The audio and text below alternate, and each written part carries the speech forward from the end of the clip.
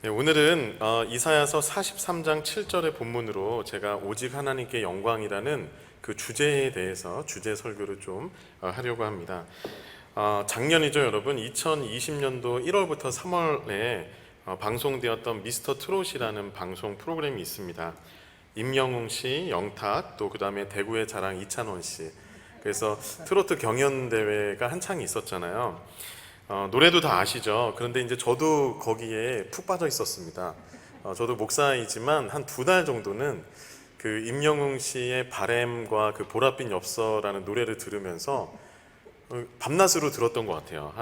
하루에 한 20번, 30번 정도를 계속 들으면서 또 때로는 그 노래를 들을 때 막 눈물도 나고 그러더라고요, 저도. 그래서 한 2달 정도를 제가 이제 푹 빠져 있었는데 이제 그러다 보니까 이제 생겼던 특징들이 있었다면 이제 그 임영웅 씨에 대해서 자꾸 이제 찾게 되는 거예요. 또 다른 노래를 뭐 부른 것이 없나 검색해서 들어보고 또 그가 나오는 어떤 뭐 프로그램들을 보고 이러면서 계속해서 그에 대한 관심을 이렇게 제가 가져갔습니다. 여러분, 그런데 제가 지금 설교를 하는데 웬 임영웅 씨 이야기를 하냐면요, 뭐 그분을 홍보하려고 하는 게 아니라 제가 이런 말을 좀 여러분들에게 드리려고 해요. 그래서 일부러 제 경험을 소개한 겁니다. 우리가 누군가를 좋아하게 되고 누군가를 사랑하게 되면 어떤 특징이 생기게 될까요? 그것은 그 사람에 대한 관심이 생기고 그 사람이 하는 말이나 노래에 대해서 귀 기울이게 된다는 거죠. 그게 바로 좋아하고 사랑하는 것의 특징일 수 있다는 겁니다.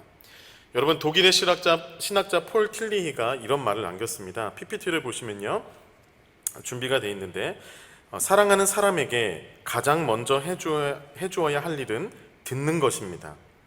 선물을 전하고 좋은 말을 하고 여행을 하는 것보다 더 좋은 일은 마음을 열고 그를 진지하게 들어주는 것입니다.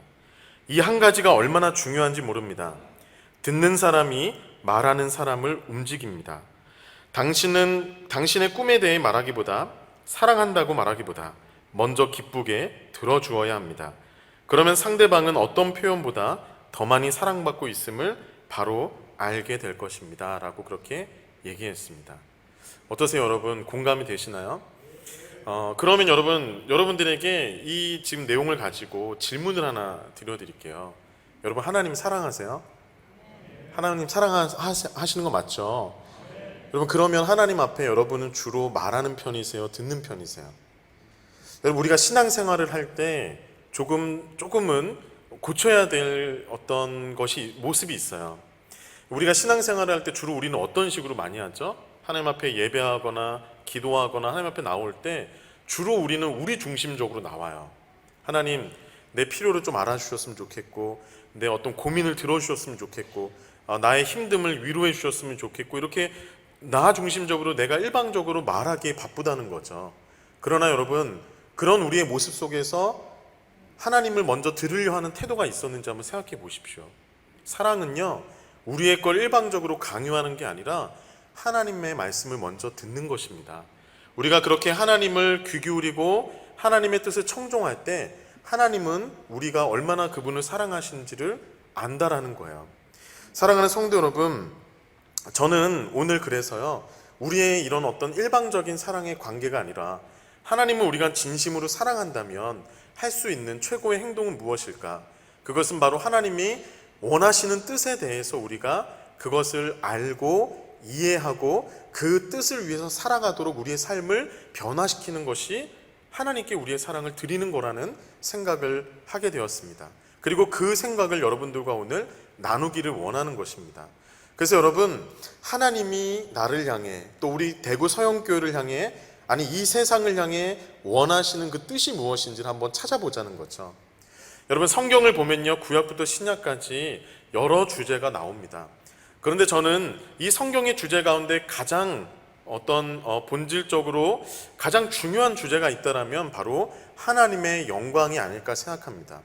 왜냐하면 하나님의 영광이라는 것은 하나님이 이 세상을 창조하신 목적이고 우리를 구원하시는 목적이며 장차 이 땅에 재림하셔서 하나님의 나라를 완성하실 목적이기 때문에 그렇습니다. 말씀을 한번 같이 살펴보기 원하는데요, 하나님은요, 하나님의 영광을 위해서 이 우주 만물을 창조하셨어요. 오늘 우리가 교동문으로 고백했던 그 시편 19편 1절에 이렇게 얘기하죠. 하늘이 하나님의 영광을 선포하고 궁창이 그의 손으로 하신 일을 나타내는도다. 시편 148편 3절부터 5절에 이런 말씀이 있습니다. 해와 달아 그를 찬양하며 밝은 별들아 다 그를 찬양할지어다.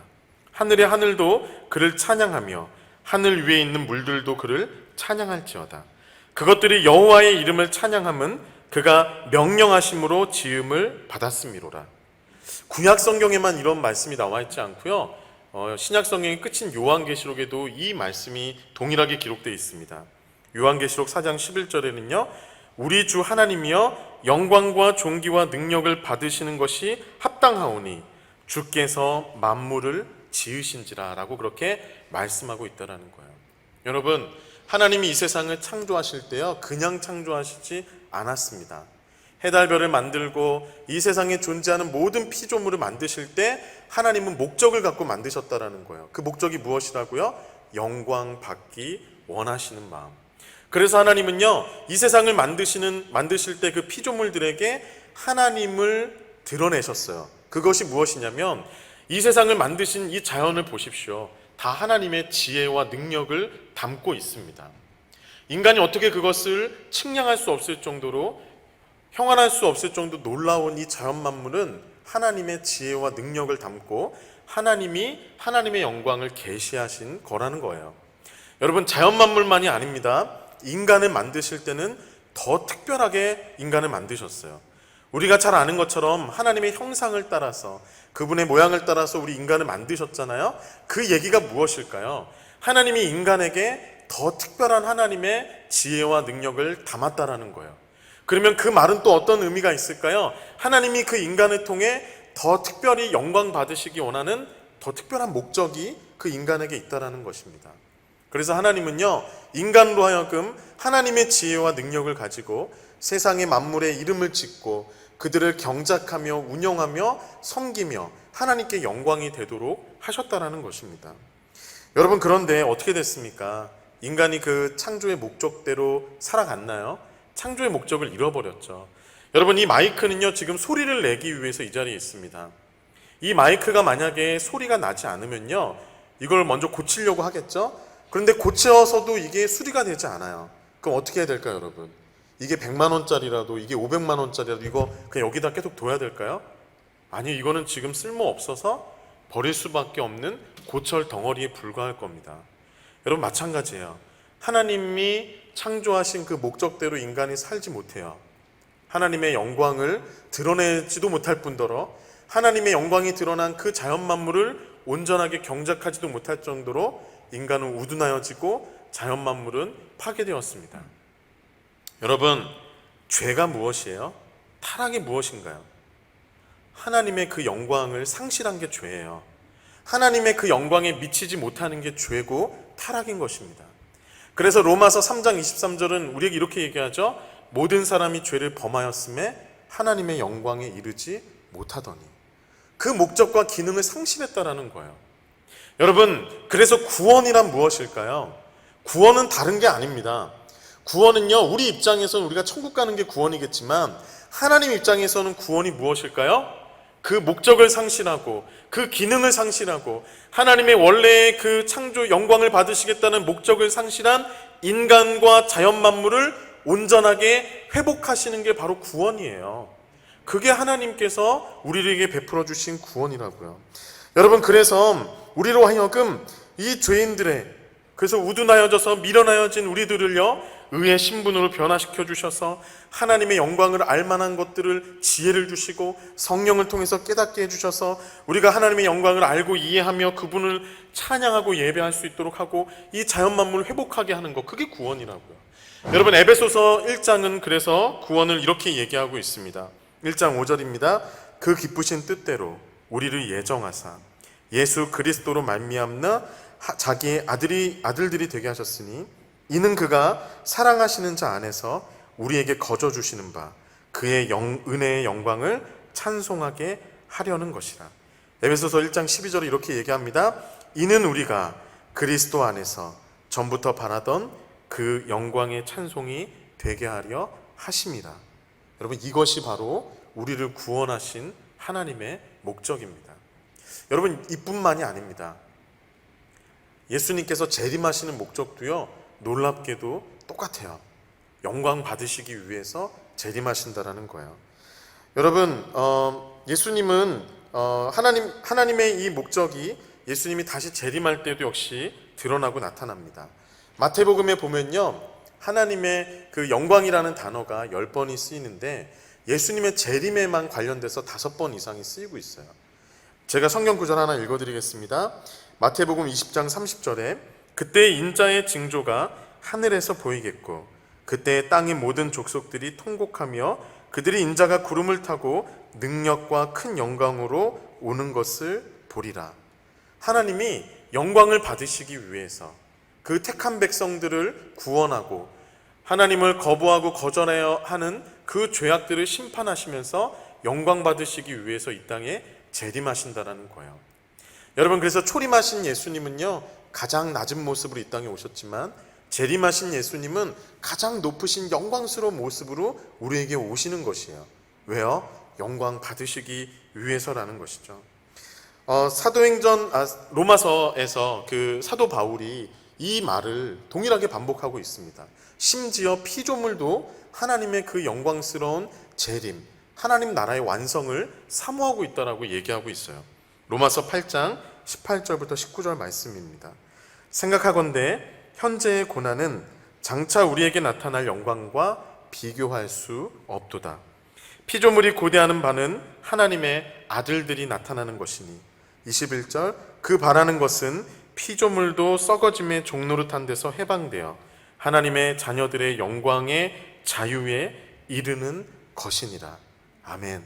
여러분, 이처럼 모든 피조 만물들, 인간들, 정말 이 모든 것들을 구원하시고 또 장차 하나님의 새하늘과 새 땅에서 영원히 다스리시려는 하나님은 그렇게 하시는 이유가 바로 영광을 얻기 위해서랍니다. 그래서 구약 선지자들은요, 이 마지막 날 여호와의 날에 대해서 예언할 때 이렇게 예언했습니다. 하박국서 2장 14절에 이는 물이 바다를 덮은 같이 여호와의 영광을 인정하는 것이 세상에 가득할 것이다 라고 그렇게 예언했던 것입니다. 사랑하는 성도 여러분, 저는 지금 구약부터 신약까지, 태초부터 지금까지 이 역사를 통해서 끊임없이 우리에게 하나의 주제에 대해서 말씀하시는 하나님에 대해서 설명드렸습니다. 여러분, 이 말씀을 들으시면서 여러분 어떤 생각이 드셨나요? 정말 하나님은 영광 받으시기 위한 그 열심이 너무나도 뛰어나시다라는 생각 들지 않으십니까? 얼만큼 영광을 받으시고자 하셨으면 그렇게 인간을 창조하셨고 구원하셨고 또 그 하나님의 나라를 완성하실까요? 저는 20대 초반에 예수님을 인격적으로 만났습니다.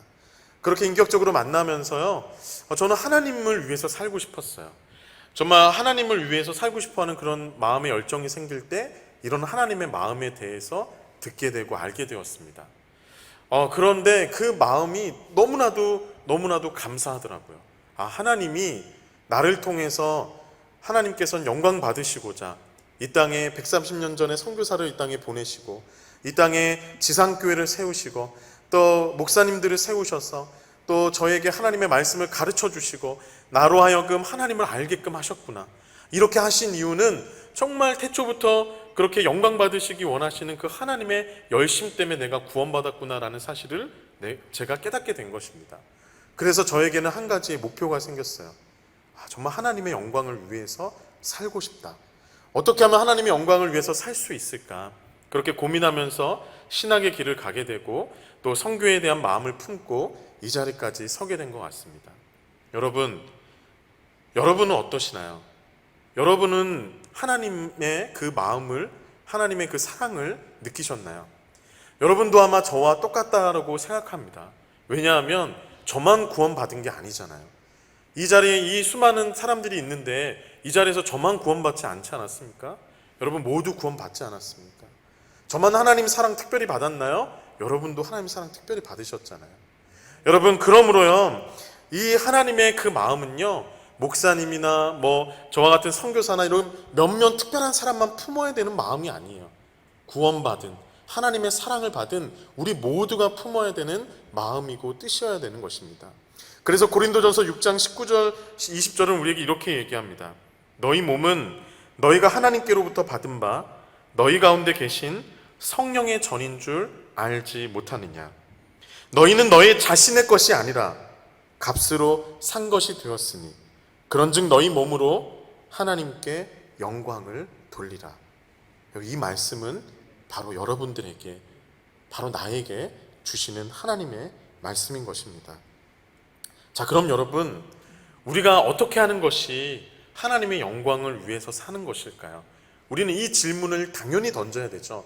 그럼 하나님, 우리가 어떻게 하는 것이 하나님의 영광을 위해서 사는 것입니까? 여러분, 이런 질문이 우리에게 나와야 하는 것입니다. 오늘 그래서 저는 그런 질문들에 대해서 두 가지 정도로 제가 깨달은 것을 여러분들에게 좀 나눠드리려고 그래요.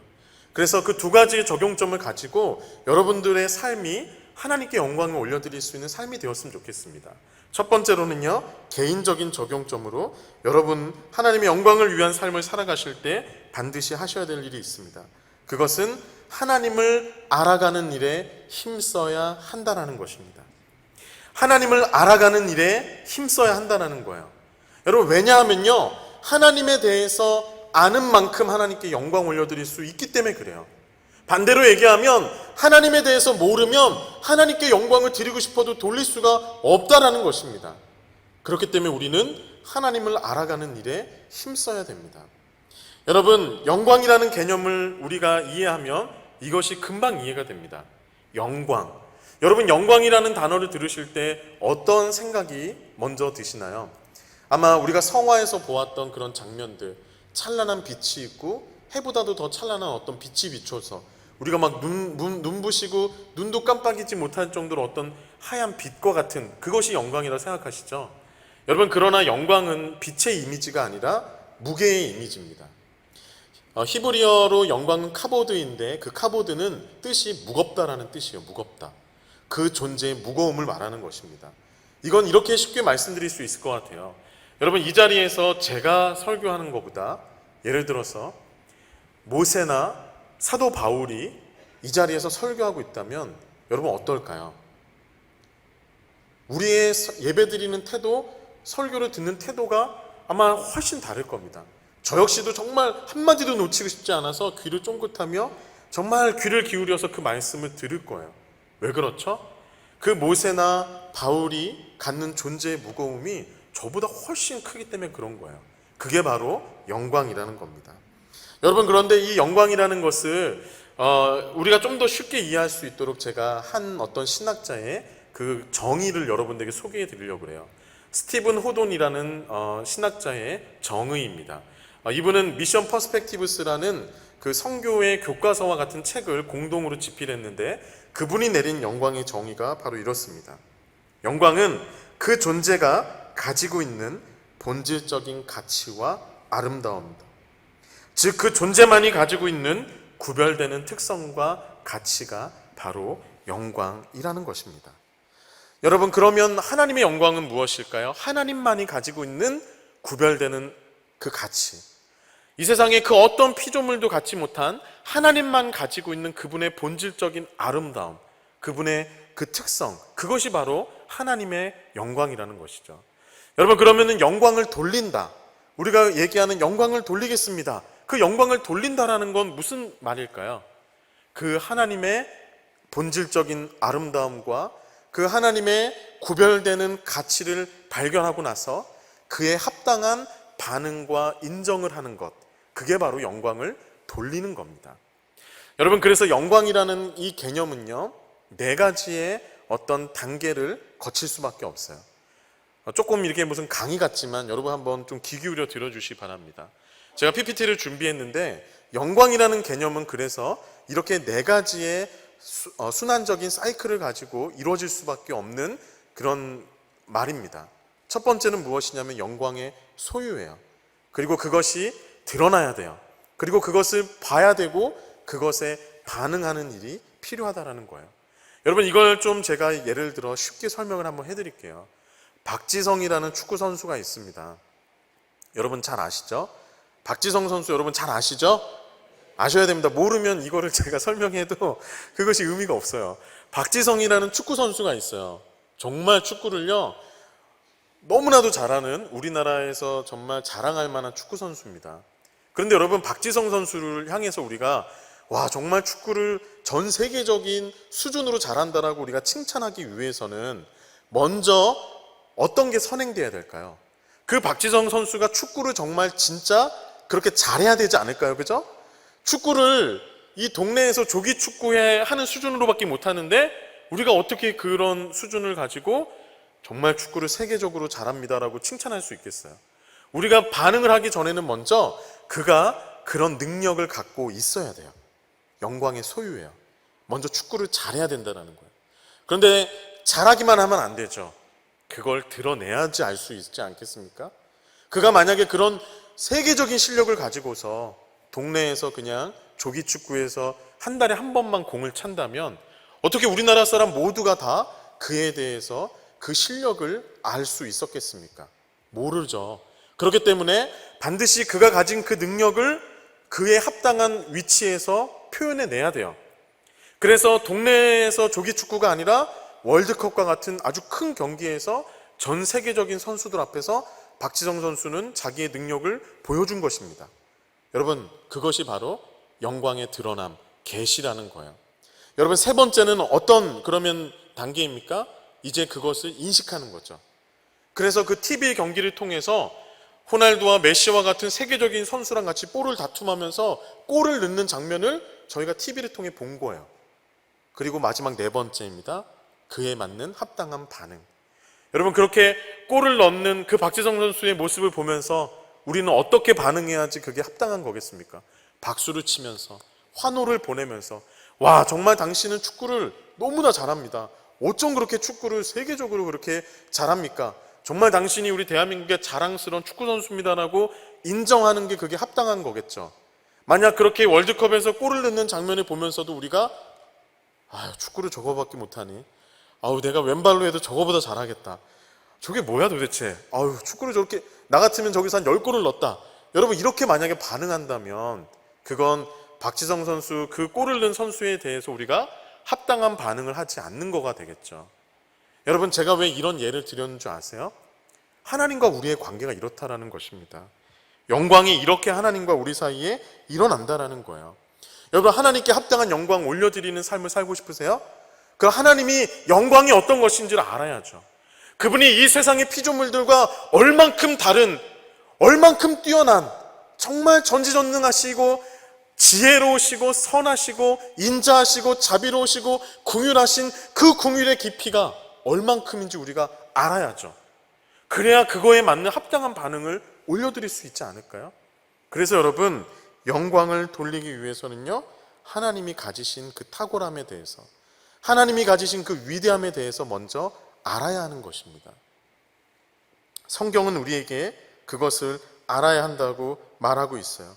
시편 34편 8편은 우리에게 이렇게 이야기합니다. 너희는 여호와의 선하심을 맛보아 알지어다. 예레미야서 9장 24절은 우리에게 이렇게 얘기해요. 자랑하는 자는 이것으로 자랑할지니 곧 명철하여 나를 아는 것과 나 여호와는 사랑과 정의와 공의를 땅에 행하는 자인 줄을 깨닫는 것이라. 나는 이 일을 기뻐하노라. 여호와의 말씀이니라. 여러분, 여호수아 24장을 보니까요, 여호수아 세대의 사람들이 하나님을 섬기고 그 다음 세대는 사사기의 백성처럼 하나님 온전히 섬기지 못했대요. 왜 그렇다라고 그 이유가 나오는데 뭔지 아십니까? 24장 31절 이렇게 얘기합니다. 여호와께서 이스라엘을 위하여 행하신 모든 일을 아는 자의 사는 날 동안 여호와를 섬겼더라. 아니까 섬기는 거예요. 모르면 못 섬기는 겁니다. 여러분, 그러므로 우리는 하나님을 알되 힘써서 알아야 돼요. 그분의 영광을 아는 만큼 영광 올려드릴 수 있기 때문에 우리는 힘써서 그분을 아는 일에 힘을 다해야 되는 거예요. 근데 여러분, 여기서 한 가지 문제가 있죠. 하나님은 영이십니다. 보이지가 않으세요. 보이시는 분이라면, 내가 가까이 만날 수 있고 내가 만질 수 있고 대화할 수 있는 분이라면 하나님에 대해서 깊이 알 수 있을 수 있겠지만 하나님은 영이십니다. 보이지가 않으세요. 우리는 어떻게 하나님에 대해서 온전하게 알 수 있을까요? 왜곡됨 없이 선명하고 분명하게 어떻게 알 수 있을까요, 여러분? 그래서 우리에게 하나님이 성경을 주신 거예요. 여러분, 성경이 무엇입니까? 하나님의 자기 계시입니다. 하나님의 특별한 자기 계시. 그래서 우리가 성경을 하나님의 자기 계시 혹은 하나님의 특별 계시라고 부르는 것입니다. 인간이 우둔해졌어요. 하나님의 지혜, 하나님을 알지 못해요. 하나님이 만드신 이 천지를 만드신 이 창조물들을 보면서도 온전히 하나님에 대해서 깨닫지 못해요.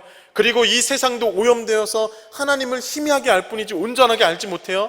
그래서 이 세상에서는 하나님을 알 수 있는 지혜를 발견하기 어렵기 때문에, 도저히 이 세상에서는 하나님을 분명하고 선명하게 알 수 없기 때문에 하나님이 우리에게 특별한 자기 계시로서 하나님을 나타내 보여주신 것이 바로 성경이라는 것입니다. 그러므로 우리는 이 성경 말씀을 통해서만 하나님을 온전하게 알 수 있는 거예요. 그러므로 우리는 이 성경 말씀을 통해서만 하나님을 왜곡 없이 선명하게 이해할 수 있게 된다는 것입니다. 여러분, 하나님은요, 이 성경을 통해서 자신을 드러내 주십니다. 그래서 성경은 내 이야기가 아니라 하나님의 이야기입니다. 성경을 읽을 때 나를 발견하면 안 되고 하나님을 발견해야 돼요. 왜요? 성경 자체가 하나님을 소개하기 위해서 쓰신 책이기 때문에. 그래서 우리는 이 성경에서 들리는 모든 말씀과 우리가 묵상하는 이 말씀을 통해서 하나님을 경험하고 하나님을 맛보아 아는 일이 필요한 것입니다.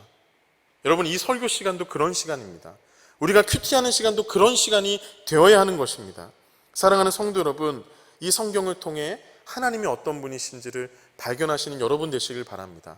그 하나님의 놀라우신 지혜와 하나님의 그 놀라우신 전능하심과 그 놀라우신 하나님의 사랑을 이 성경을 통해서 깨달으시는 여러분이 되셨으면 좋겠어요. 그리고 또 하나, 하나님을 온전하게 깨달을 수 있는 그 접촉점이 있어요. 그것이 바로 예수 그리스도입니다. 하나님의 특별한 계시는 성경과 예수 그리스도입니다. 우리가 그 예수 그리스도를 알 때, 그분의 십자가와 부활과 그분의 모든 것을 알 때 우리는 하나님에 대해서 온전히 알 수 있게 됩니다. 하나님의 사랑에 대해서 알 수 있게 되고, 하나님의 은혜와 자비에 대해서 알 수 있게 되고, 그분의 지혜에 대해서 알 수 있게 되는 거예요. 요한복음 1장 1절은 우리에게 이렇게 말합니다. 태초에 말씀이 계시니라. 이 말씀이 하나님과 함께 계셨으니 이 말씀은 곧 하나님이시라. 1장 14절에 이 말씀이 육신이 되어 우리 가운데 거하심에 우리가 그의 영광을 보니 아버지의 독생자의 영광이요 은혜와 진리가 그 안에 충만하더라. 예수 그리스도를 통해서 우리는 하나님을 충만하게 발견하는 거예요. 요한복음 14장 9절에 그래서 예수님이 우리에게 이렇게 말씀하시지 않았습니까? 아버지를 나를 본 자는 아버지를 보았거늘 어찌하여 아버지를 또 보이라 하느냐. 여러분, 그래서 이 성경과 예수 그리스도를 통해 우리는 하나님을 알 수 있고 하나님의 영광을, 그 드러난 하나님의 영광의 계시를 우리가 인식할 수 있게 된다라는 것입니다. 사랑하는 성도 여러분, 시편 1편 2편에 보면은 여호와의 말씀을 즐거워하여 밤낮으로 주야로 그것을 묵상했다고 그래요. 그리고 그것이 복 있는 자의 삶이래요. 왜 말씀을 주야로 그냥 묵상하는데 복이 있게 될까요? 그 말씀이 바로 하나님이시기 때문에 그래요. 그 말씀을 통해서 하나님을 만나기 때문에 그래요. 이 세상에서 발견할 수 없는 그 사랑, 이 세상에서 발견할 수 없는 그 은혜, 이 세상에서 발견할 수 없는 그 평강, 이 세상에서 발견할 수 없는 그 지혜를요, 말씀을 통해서 하나님을 경험하면서 알게 되니까 우리의 삶이 복된 삶이 되고 만족스러운 삶이 되고 즐거운 삶이 되고 행복한 삶이 되는 것이에요. 그래서 여러분께 부탁드립니다. 하나님께 영광 올려드리길 원하세요? 그럼 하나님을 힘써서 아시는 여러분 되시기 바랍니다. 다른 것이 아닌 하나님이 계시하신 자기를 드러내신 이 성경 말씀을 통해서, 그리고 예수 그리스도를 통해서 하나님을 온전히 알아 하나님께 영광 올려드리는 그 풍성한 반응을 하실 수 있는 저와 여러분 되셨으면 좋겠습니다. 두 번째 적용입니다. 두 번째 적용은요, 개인적이자 공동체적인 적용으로 말씀드리고 싶어요. 그 하나님께 영광 돌리는 자는요, 적극적인 영광의 전달자가 되어야 한다는 거예요. 여러분, 왜 그럴까요? 그것은 우리가 이 창조를 생각해 보면 너무나도 간단합니다. 여러분, 하나님은 우리 대구 서영교회만의 하나님은 아니시죠. 이 대구 교회의 하나님입니다. 대구 광역시의 하나님입니다. 더 나아가 이 대한민국의 하나님입니다. 그러나 거기서 끝이 아니죠. 하나님은 이 모든 온 세상의 하나님이세요. 왜요? 다 하나님이 만드신 것이기 때문에. 그래서 하나님은요, 하나님이 모든 세상과 모든 피조물에서 영광 받으셔야 되는 거예요. 우리가 아까 살펴본 것처럼. 그런데 여러분, 이 세상을 한번 눈을 들어 바라봐 보십시오. 하나님을 영광 올려드리는 사람이 많습니까? 아니면 하나님의 영광을 훼손한 채 그 목적과 그 영광의 지혜를 잃어버린 채 죄와 타락 가운데 거하는 사람이 많습니까? 이 세상을 보면요, 하나님을 예배하지 못하는 백성이 훨씬 많아요. 이 온 우주 만물은 하나님 것임에도 불구하고 하나님께 온전한 영광과 찬송과 예배를 올려드리지 못하고 있어요. 그 말은 하나님께 합당한 영광이 되지 못하고 있다는 거예요. 하나님께 합당한 영광이 되려면요, 이 모든 세상 모든 우주의 만물이 다 하나님을 창조주요 구속주로 고백해야 되는 것입니다. 그래서 이런 일들이 일어나야 돼요. 말라기 1장 11절과 같은 일들. 만군의 여호와가 이르노라, 해 뜨는 곳에서부터 해 지는 곳까지의 이방 민족 중에서 내 이름이 크게 될 것이라. 각처에서 내 이름을 위하여 분향하며 깨끗한 제물을 드리리니 이는 내 이름이 이방 민족 중에서 크게 될 것입니다. 이 일들이 일어나야 된다라고요. 그래서 이 모든 세계는 하나님을 알 때, 하나님이 이스라엘의 하나님, 이방의 여러 신 중에 하나, 그리고 하나님은 어떤 우상 이런 걸로 아는 것이 아니라 하나님은 창조주요 구속주로 온전하게 아는 일들이 필요하다라는 거예요. 여러분, 이렇게 모든 열방에서 하나님을 합당하게 예배하게 하는 것, 그게 바로 성교입니다. 그게 바로 성교예요. 그게 바로 우리가 성교하는 이유이고, 예수님께서 우리로 하여금 너희가 모든 족속과 모든 민족으로 가서 이 천국 복음을 땅끝까지 증거하라 하셨던 예수님의 말씀의 의도입니다. 여러분, 이 세상을 보십시오. 로마서 1장 21절 23절처럼 이 세상은 여전히 우둔해서 하나님의 영광을 훼손하고 있어요. 하나님을 알되 하나님을 영화롭게도 아니하며 감사하지도 아니하고 오히려 그 생각이 허망하여지며 미련한 마음이 어두워졌나니 스스로 지혜 있대 하나 어리석게 되어 썩어지지 아니하는 하나님의 영광을 썩어질 사람과 새와 짐승과 기어다니는 동물의 모양의 우상으로 바꾸었느니라. 하나님이 다 만드셨고 하나님이 다 보여주셨는데도 불구하고 그 우둔한 인간들이 정말 하나님께 들려야 될 영광을 인간들과 해달 별들과 새와 짐승과 썩어질 것들에게 하나님께 돌려야 될 영광을 지금 돌리고 있다는 거예요. 여러분, 이게 얼마나 비정상합니까? 여러분, 이 비정상화를 정상화로 돌리는 것, 이렇게 비정상적인 이 세상을 정상적인 세상으로 만들어서 하나님께 모두 다 예배하도록 영광 올려드리도록 하는 것, 그것이 바로 성교라는 것입니다. 여러분, 그래서 저는 오늘 이 사실을 여러분들에게 말씀드리고 싶어요. 성교는 본질적으로 하나님을 위한 것입니다. 하나님의 영광을 위한 최고의 활동입니다. 그래서 우리가 선교하는 줄 믿습니다. 그래서 우리가 복음을 전하는 줄 믿습니다. 그러므로 우리가 하나님의 영광을 사모한다면 나만의 영광이 아니라 이 모든 우주 만물의 영광 받으시는 하나님의 모습을, 그 하나님의 영광을 생각하면서 우리가 그 영광의 적극적인 전달자가 되어야 되는 것입니다. 그래서 하나님의 영광이 합당하게 모든 민족 가운데 일어나는 그 일을 위해서 우리가 헌신하는 것, 그것이 바로 영광 돌리는 자의 삶인 것입니다. 사랑하는 성도 여러분, 존 파이퍼라는 목사님이 열방을 향해 가다라는 책에서 이것을 이렇게 말씀하셨습니다. 이걸 읽어드리고 마치도록 하겠습니다. 교회의 궁극적인 목표는 성교가 아니라 예배이다. 성교가 존재하는 이유는 예배가 존재하지 않기 때문이다. 궁극적으로 남는 것은 성교가 아니라 예배이다. 왜냐하면 궁극적으로 중요한 것은 사람이 아니라 하나님이시기 때문이다. 이 세대가 끝나고 헤아릴 수 없이 많은 구속받은 무리가 하나님의 보좌 앞에 엎드릴 때 선교는 더 이상 존재하지 않을 것이다. 선교는 잠깐 동안 필요하지만 예배는 영원히 남는다. 선교의 목표는 민족들이 하나님의 위대하심을 기뻐하는 것이다. 우리는 이 일을 위해서 적극적인 영광의 전달자가 되는 것입니다. 말씀을 마치겠습니다. 여러분, 정말 저는 이런 모습을 생각할 때 한편으로는 우리가 이렇게도 생각할 수 있죠. 어떻게 하나님만 영광 받으시려고 하고 우리를 마치 영광을 올려드리는 꼭두가시처럼 생각하시지 않는 것인가? 여러분, 그런 잘못된 오해를 생각할 수도 있어요. 그건 하나님의 성품을 오해한 것입니다. 하나님이 모든 민족으로부터 영광 받으시려는 이유는요, 반대로 얘기하면 모든 민족에게 하나님의 영광을 맛보게 해주겠다라는 뜻이에요.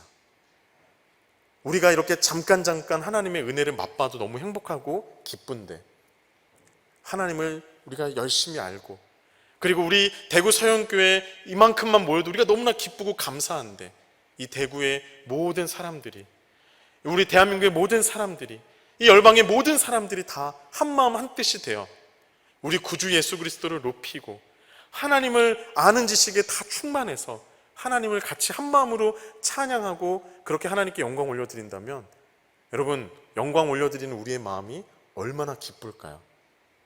하나님이 영광 받으시려는 이유는, 그래서 하나님은 우리를 위해서 그 마음도 있으신 거예요. 사랑하는 성도 여러분, 하나님을 사랑하신다면 하나님의 이 변함없으신 하나님의 이 뜻에 귀를 기울이십시오. 내가 너를 통해서 영광 받기 원한다. 너의 삶에 나를 알아가는 일에 힘썼으면 좋겠다. 그리고 너는 적극적인 그 영광의 전달자가 되어 모든 열방 가운데 나의 영광이 충만할 때까지 나를 위해서 손과 발로 힘을 써주련 그 하나님의 음성을 들으시고 그런 반응함으로 하나님께 영광 올려드릴 수 있는 진짜 하나님을 사랑하시는 여러분 모두 되실 수 있기를 주님의 이름으로 부탁드립니다. 기도하겠습니다.